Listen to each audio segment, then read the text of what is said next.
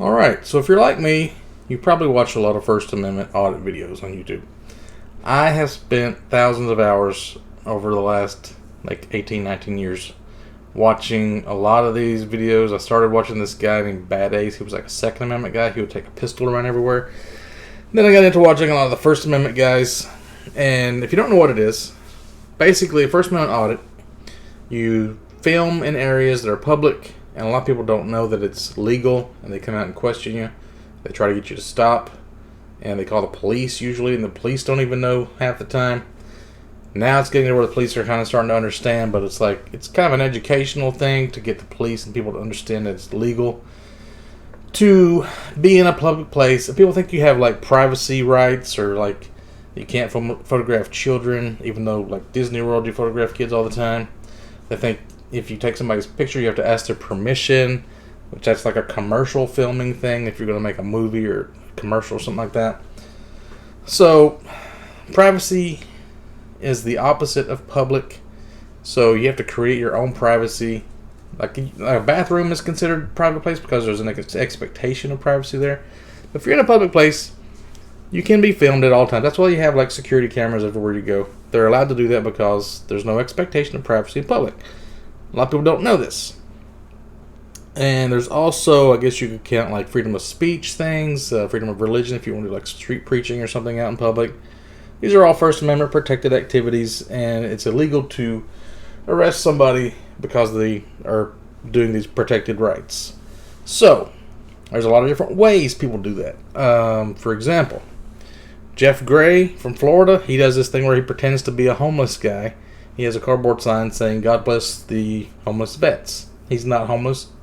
He is a vet, I think, but he's kind of trolling people to ask him, if he's... Oh, another thing is they get him for panhandling.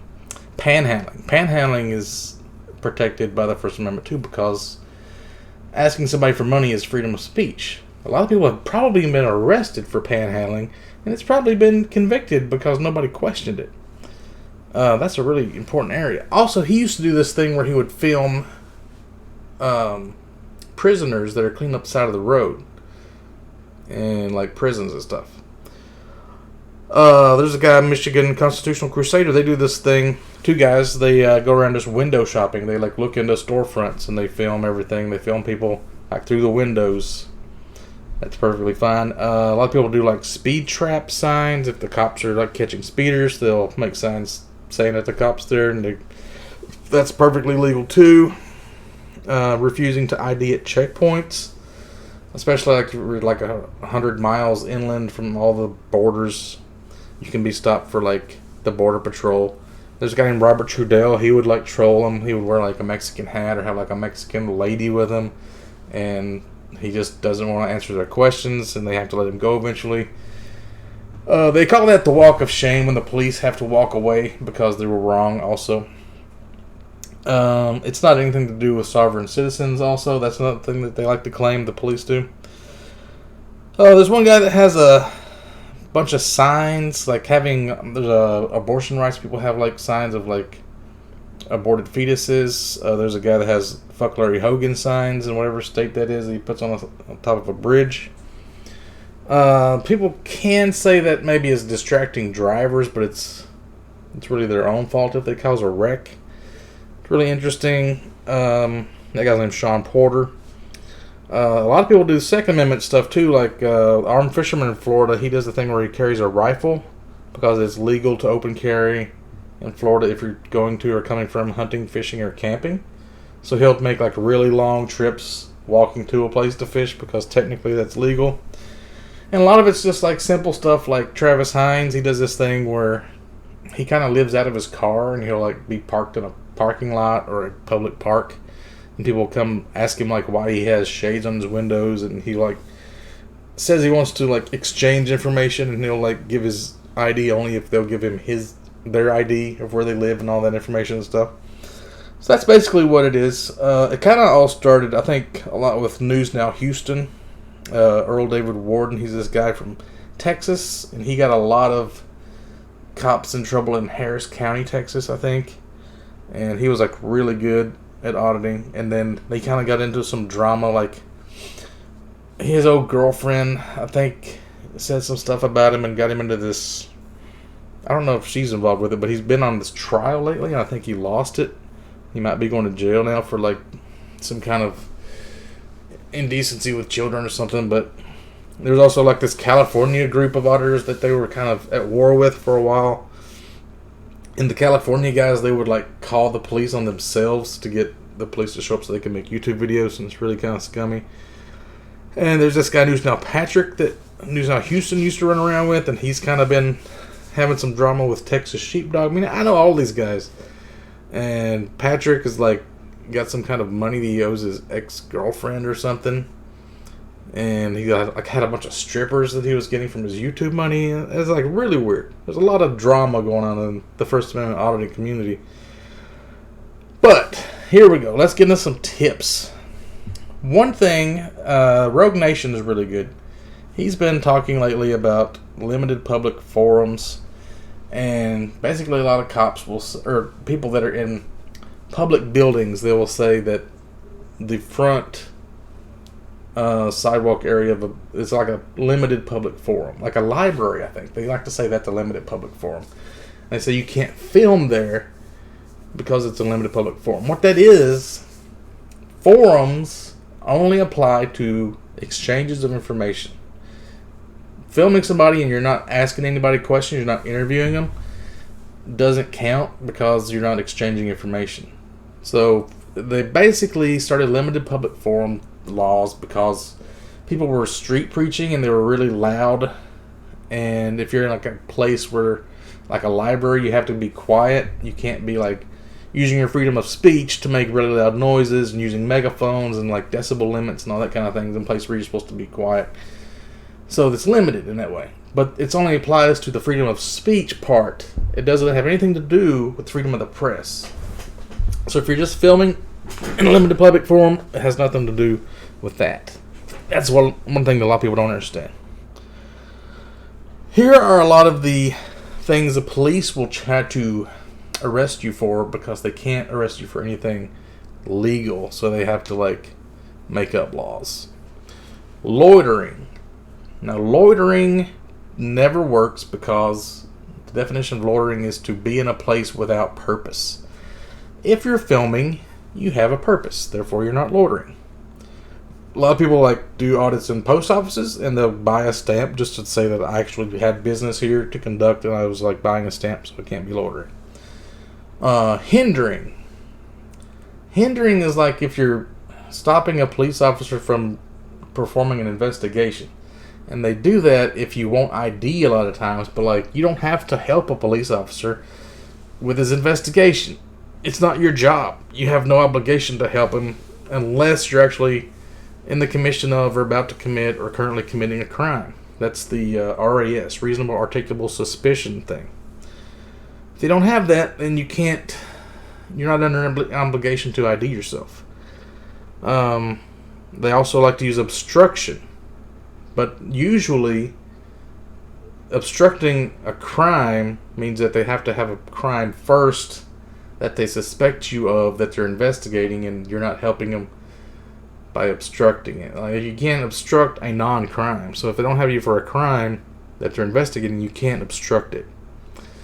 Also, obstruction is a physical act. Like, you would be like obstructing if you're like preventing a cop from like going somewhere to investigate a crime. You can't just like be filming somebody like at a traffic stop, for example. They like to say that's obstruction because they're trying to plant evidence and you're going to film them planting the evidence. I've seen a lot of videos, or several, where like cops will plant stuff on people. They've been caught doing it. That's why they don't want you filming traffic stops. Another thing is blocking sidewalks or doorways. Okay, if you're just standing on a sidewalk or in a doorway and nobody's trying to get in or get past you, then you're not blocking it. But they try to use that if you're just like standing in a place. I'm saying a lot of people that try to like they just walk back and forth over and over again, which they don't really have to do that. If nobody's coming, you're not blocking it. Disturbing the peace. I think the legal definition of disturbing the peace is that you have to be inciting like a riot, not really inciting a riot. You have to like use fighting words or something. You have to be inciting somebody to violence, I think is what that has to be. If you're just in a place filming and all the patrons, like the people in the post office or whatever, get mad and they start yelling and screaming and you start causing a disturbance, you're not really the one causing it. It's those guys, because they don't understand that it's allowed. Especially in post offices, because they have this Poster 7 that has rules and regulations governing conduct and postal property, which says that you're allowed to film and take pictures in lobbies, foyers, corridors. And they have this thing about auditoriums and certain... I mean, they do have some older ones that have been revised that would say things like, except where security rules prohibit it or something. So if they have a sign up, then it would be not allowed. But I think it's been revised since then, because the government got sued and they lost their lawsuits, and they have to send out these like DHS memos to say like, don't try to arrest somebody for this because you're just going to get sued. Failure to obey is another one. And you don't have to obey a police officer if they're not giving you a lawful order. So if you're not breaking the law, they can't really tell you anything to do, and you can't be failing to obey. Failing to ID is a secondary charge. It's another one they try to pull on you. But you don't have to ID unless they already have RAS, reasonable articulable suspicion of a crime that you're committing or about to commit or have committed.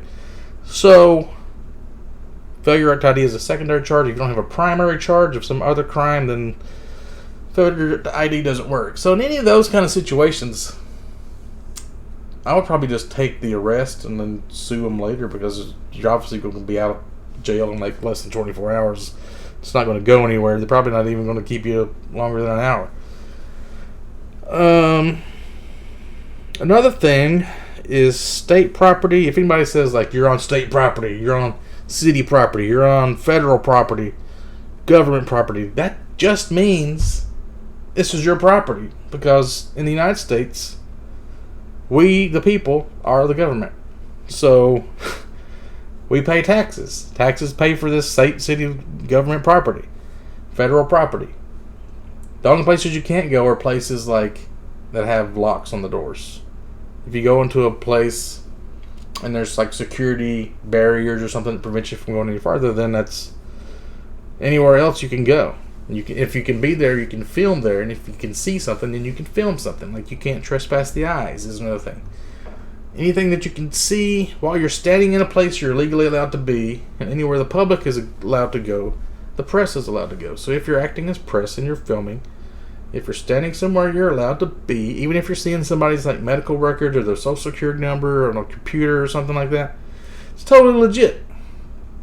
If anybody like has a responsibility to protect that privacy, it's the person that has the computer screen that they should have turned off, or the piece of paper that they should have folded over, not allowed you to see it. And a lot of places pisses me off so much. Like if you go to the DMV or whatever, they will ask you questions like your social security number, your address, and all this stuff, and people just say it out loud where anybody can hear it. Even if you didn't have a camera, if a person has a photographic memory or they have a notepad, they could write it down, they could remember it and tell somebody later. It doesn't matter if you have a camera or not. If you're not protecting the confidential information, they should be taking these people into like private rooms in the back and doing it that way. So, anytime somebody says you're on federal property, don't be afraid. It's just like you're on your own property that you pay for. You have every right to be here. Even like police cars. That's public property. You're allowed to touch police cars. You're allowed to kick the tires and see if it's being maintained properly. You're allowed to look in the windows and look at the laptops and see what kind of call that they're out looking for you for. Another thing is to know the GIS boundaries, the survey that shows where public easements are and where private property is. Look for stickers on the back of road signs or utility poles, because that usually designates a place as like an easement. Because even if you own property, it's kind of like a transition zone. Like if you own land all the way to the road, you own it, correct, you do own it, but you ease it to the public right of way or the government to put things there So you can't really have any say about it because it's like shared property. So it's technically true that somebody says they own all the way to the road, but they can't do anything about you being there because they have to allow you to walk alongside the road where there's no sidewalks. Usually it's like 33 feet from the center line or the center of the nearest lane. I think in my state. It might be a little bit different in some places. There's also easements on like the side of rivers and lakes up to like the water line and stuff like that, so you can walk along public lakes. That's one of like the oldest laws in the country. It's older than like the Constitution, I think, about that one. I'm not a legal scholar, by the way. If any of this stuff I'm telling you is not legal advice, but I'm pretty sure. Let's just say there are rare roads that are private roads, like on college campuses, that maybe don't have like a public road connecting them. And like I've seen one video where that guy got really like in between. He was technically legal, but everybody was really confused. One thing you should do: the police will try to take your camera, and they'll try to get you to delete footage. There's no law anywhere saying that you ever have to delete footage that you have recorded. But if you want to prevent this completely, use Bambuser or like live stream to YouTube or Facebook or whatever you're doing, because the live stream recording will then get saved afterwards, even if it's turned off, and you won't lose anything. A lot of times people will say, like the cops will say, you know, we have body cams, so you don't have to record. That's just like a tactic to get you to quit recording, because usually if you request body cam footage, they will redact it and they'll have the sound muted and they'll blur things and do all kinds of tricks like that, or they just like take longer to get it to you than, like if you were having a trial in like a couple of weeks, it would take them like 8 to 12 weeks to get you the footage, and then you can get that way. So always do your own recording and never believe the cops. The cops are allowed to lie to you too. That's another thing. Like legally, they're allowed to lie to try to get you to like say stuff to trip you up. So never trust a goddamn cop. If they keep saying you don't have legitimate business here, remind them that the Supreme Court says journalism in itself is all the business you need. If you want to film somewhere, that's not loitering. It's legitimate business. If you go to some place, and usually this is like in courthouses and government buildings like the DMV and stuff, like they say you don't have any legit business here because you're not doing business, and there's people in line and you're filming people and they get really nervous about it, but you don't have to have any other business other than filming. A lot of these auditors, this pisses me off real bad. They'll show up at a place like a government building. They'll get there like half an hour or an hour before they close. So technically, they want to kick them out, and they're just on the verge of like getting arrested and getting a good lawsuit. But they'll say like, "Oh, we're closing in like 8 minutes anyway," so they'll just let them sit there for 8 minutes, and then they'll say, "Well, I'll be back in the morning." But they never do. They never come back. Like, get there early. Get there like 7, 8 in the morning when they open if you're going to do something like that. Don't show up like 4 in the afternoon because you slept all day because you're a YouTuber and you're lazy. Like, do some prep work. Like, get your shit together. Don't show up in large groups. I've seen a lot of people that have like a bunch of auditors, like 5 or 6 of them, and everybody has giant cameras with tripods and monopods and stuff. Like, it looks really obvious. And when people start, nobody even calls in usually because they know it's like somebody's doing some shit out here. It's like somebody's organizing an event. And people are less likely to call the police. The police are less likely to show up because they know they're just going to look stupid because they know what you're doing. And if you're like 2 people max, unless you have people like really spread apart, like maybe one guy's at one building next door or around the back or something, or you got a big place like a prison or something, and one guy's like way down the road. Or if you have friends like coming periodically, like you're going to do an audit, you go in and you get them all riled up and pissed off, and then you leave, and then you have your friend go in like an hour later, do the same thing, but you're like he's a different guy now, so they're calling the police and they're like saying, "Was it that guy again?" No, it's some other guy. They're like, it'll piss them off even worse. That's how you should do it if you're going to do like big groups. Stagger your times so that it's different people and it frustrates them. The whole point is to troll and frustrate, and I guess that would help the education process because you're going to get way more reactions. Another thing you need to know is the laws.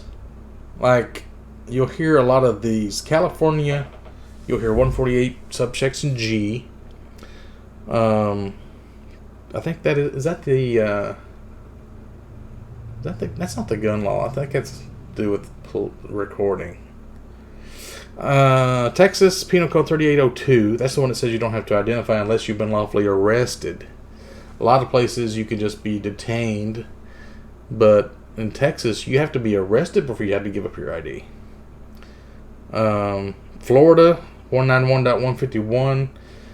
You hear that from armed fishermen all the time. I think that's the one that has to do with carrying a gun when you're fishing and hunting and camping.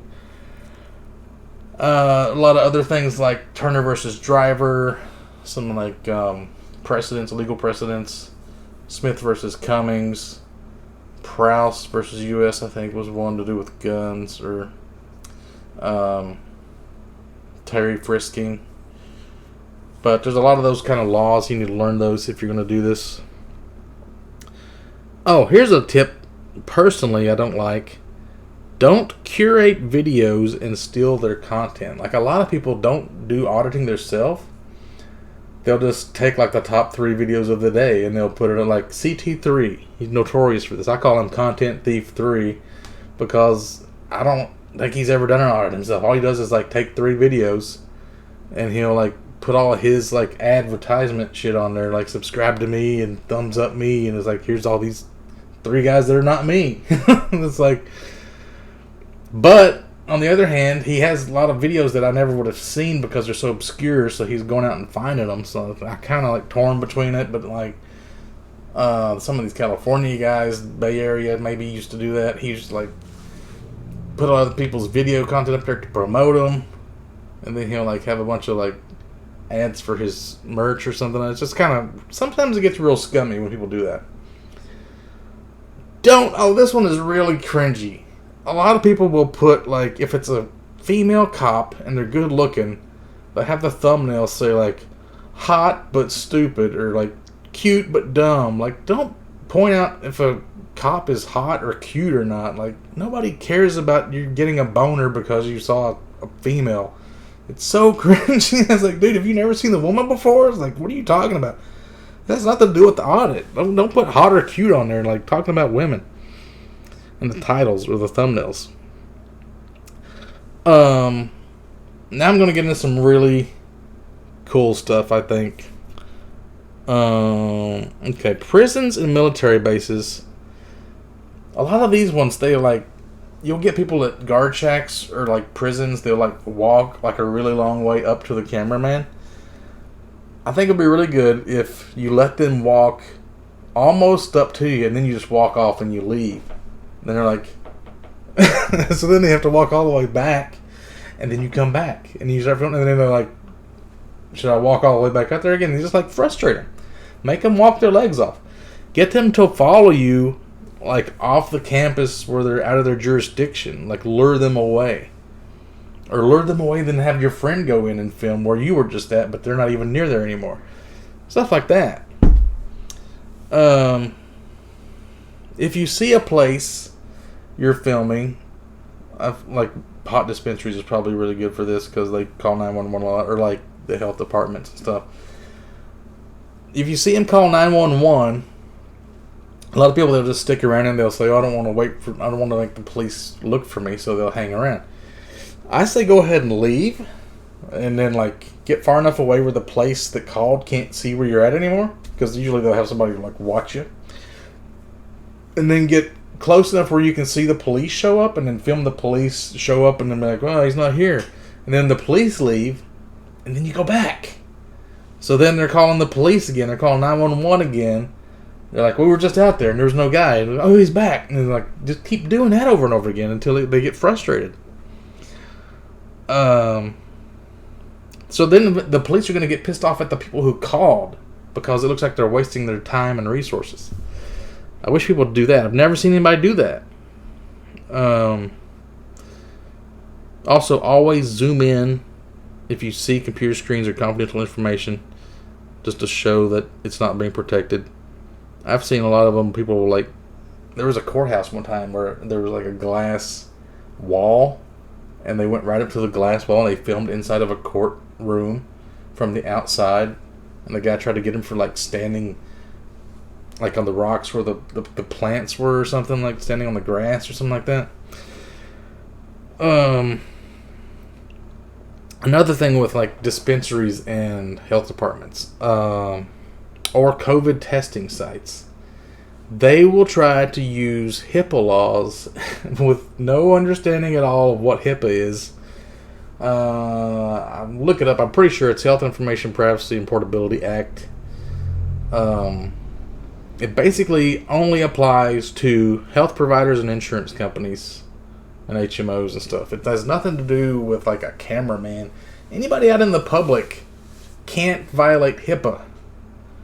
Now, I have been a security guard for like 19 years, and I got in trouble when COVID hit in 2020, because we were taking people's temperatures with a thermometer, and they were trying to say, like, if we said somebody's temperature out loud, it's health information, and we're violating HIPAA. And I'm like, no, we can't violate HIPAA. We're not health providers because we're taking somebody's temperature. But I was right and they were wrong, but I still got in trouble for it because people don't understand. So if you go to the health department and they got somebody's like full chart out and you see it, it's their supposed to protect the privacy. The onus is on them, their responsibility.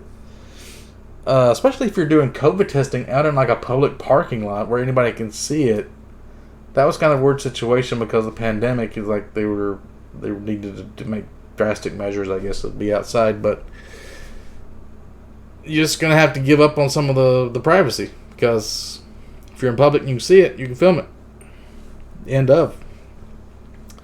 So nobody can violate HIPAA except the hospitals and the insurance providers, the people that have the information. If you want to like tell somebody your own private information, your own like medical stuff, you can do that. Just like you can like film your own vote when you go to the voting booth. That's another one that people don't know about. So like the Social Security Office, the DMV, Department of Health, post offices, courthouses, these are all really good places. Post offices is kind of getting old, but they have like this poster 7 thing that even though they put it up themselves, they don't know what it says. It's kind of funny because also they're on like federal property, so it's like the police, the local city police will show up and they have no jurisdiction there at all. So you should really make them get like the Federal Protective Services or the Postal Police or the Postal Inspector. They're the ones that's supposed to like handle that kind of thing. Usually they'll call like their supervisors or whatever, the big Postal Inspector guy, or the I forget what it's called, but and they tell them what's what. Another thing, the courthouse is also, the judges can give out court orders relating to their courtroom. So they can say like there can't be any filming in the courtroom or the adjacent hallways that can see into the courtroom. So they're kind of trespassing the eyes, but it's like a judge order. Another thing is like judges, or the security guards that work in a courthouse, they're like so bootlicker for these judges. They think the judges can create laws. Judges can only rule on laws that already exist. They can't legislate. A lot of people don't understand that. Especially like small towns. So you get a lot of these situations with like sheriffs. They hire their buddy Bubba from high school and he doesn't know anything about the law. And they all take these oaths, but they don't like understand what it means. And, the judge is well respected in the town, so anything the judge says pretty much goes. Even though it's completely unconstitutional and illegal. If you want to like fight it, you'll probably end up doing a lot of jail time, but eventually if you keep appealing it and get up to a high enough court, you can like destroy this town and like take them for like thousands and thousands of dollars. But small towns are they're scary on that regard. But here's another tip. Never drive your own car unless there's this one situation where I forgot who does it the most. I think it's I can't remember his name. if you have a hatchback or a van or something where the back license plate is on like the back door that opens up, so you can like park on the side of the road and like lift that door up where the license plate is sticking up into the air, because technically the police show up and they can't touch your vehicle. They can't like push your door down and look at it. It's kind of illegal to do that. So you're kind of like baiting them to do it because they want to get your license plate. And the police are total scumbags about running your license, getting your ID, checking you for warrants. They just try to get you for anything they can get you for. And what's that thing about you don't have to say anything? I forget what it was. But anyway, use Uber. Have somebody drop you off at a place. If you're going to be outside, like at a prison, is really good, because they don't know how you got there. You can say you parachuted in or whatever, and have somebody pick you up when you leave, or just walk. And then sometimes you get in situations where people will follow you around in like a police car, and you have to like lose the tail before you can get rid of them. Now here's what people never do that is so hilarious. Stand next to some car that's not your car, and maybe like touch the handle like you're going to get in it, and then like back away and then like act like you're trying to like act like it's not your car, but it totally isn't your car. Make them think that it's your car, so then they start running the license plate on some random guy's car. Also make it look to be like a criminalist looking car, so that when they run it, maybe they'll come back with a warrant, and maybe they think you're the guy that owns the car that has a warrant, and they arrest you, and they find out, oh, this not even his car. We totally just fucked up, and now we get a lawsuit, and you get fucked. It's a great idea. Maybe, no, I thought I had an idea about it. If you go to a place, a lot of times they'll have like security guards and metal detectors right in the front. A lot of people make this mistake. They'll have their big ass camera out with tripods and shit and all kinds of gimbals, like a TV studio, and they're trying to come through this metal detector, and the security guards stop them and they won't let them in, and they get into a big fight in the lobby, and nothing ever comes of it. They usually don't make it in, and they usually get kicked out. It's a big mess. Take just your regular smartphone. Don't act like you're planning on filming anything. Just put it through the basket, go through the metal detector, get your phone out, and then get clear of the security guards before you even start filming or anything. Go like to the second, third floor. Don't even stay on the first floor. Just act like you belong there. And then start filming, and then don't be obvious about it, but let the employees freak out and start the trouble. And then they're going to be mad at the security guards because they're like, why did you let this guy in here to film? I'm like, oh, I didn't know he was going to film. If you come in with a camera blaring from the first thing and you never make it anywhere, it's like not as good of a video. You didn't get any footage. You didn't get inside. Yeah, a lot of these places, like if you're going to jury duty, like everybody there, I went to jury duty last month or so, everybody had cell phones. I don't think anybody was supposed to even have a cell phone in the courtroom, but they all were like playing on their phones and shit. Because nobody asked anybody about smartphones anymore. If you're entering a building with a sign-in sheet, you can write a fake name on it. I think it's illegal to give a police officer a false name if you've been arrested. But until you've been accused of a crime, you can also lie to a cop about your name. Or if you're with a friend, you can keep calling each other fake names and they'll just assume. Or just ignoring cops and doing the silent treatment is always great. Like talking to a friend about something and letting the police come up to you and like ignoring them and like making it seem like they're interrupting your conversation you're trying to have. I love that tactic a lot of people do. But I saw one where a guy would sign in like Abe Lincoln. I think this was like Direct D or Long Island Audit. Long Island Audit was actually in my town a while back. It was kind of funny. Yeah, if you put like Abraham Lincoln on the sign-in sheet, they're going to know it's fake.